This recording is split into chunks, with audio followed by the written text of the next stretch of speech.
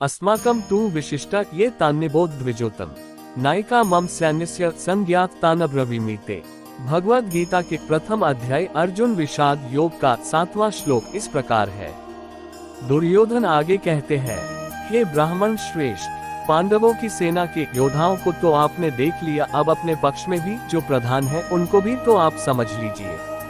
द्रोणाचार्य की जानकारी के लिए शत्रु की सेना के बाद दुर्योधन अपनी सेना के जो सेनापति है उनके बारे में बताते हैं। समस्या के बारे में सब कुछ जान लेने के बाद बारी आती है अपने पक्ष में सोचने की। ये जानना होता है दोस्तों कि आपके पास क्या क्या स्ट्रांग पॉइंट्स हैं। आप किन बातों में मजबूत हैं जिससे आप उस समस्या पर विजय पा पाएंगे। जैसे आपने समस्या के हर पहलू के बारे में सोचा, उसी तरह से आपको स्वयं का भी आंकलन कर लेना चाहिए। यहाँ कौरव सेना के प्रधान सेनापति द्रोणाचार्य को दुर्योधन ने द्विजोतम ब्राह्मणों में सर्वश्रेष्ठ कहकर संबोधित किया।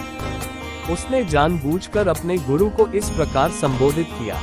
द्रोणाचार्य वृत्ति से योद्धा नहीं थे, वह सैन्य शिक्षा के आचार्य थे। एक कपटी नायक के रूप में दुर्योधन अपने मन में अपने गुरु की निष्ठा पर निर्लजता पूर्वक संदेह कर रहा था। दुर्योधन के शब्दों में छिपा अर्थ ये था कि यदि द्रोणाचार्य पराक्रम से युद्ध नहीं लड़ते तो उन्हें मात्र एक ब्राह्मण ही माना जाएगा, जिसकी रुचि दुर्योधन के राज्य में केवल उत्तम जीविका अर्जित करने और सुख सुविधाएं भोगने की होगी। ऐसा कहकर अब दुर्योधन अपना और अपने गुरु के मनोबल को बढ़ाना चाहता था और इसलिए वह अपनी सेना के महासेनानायकों की गणना करने लगा।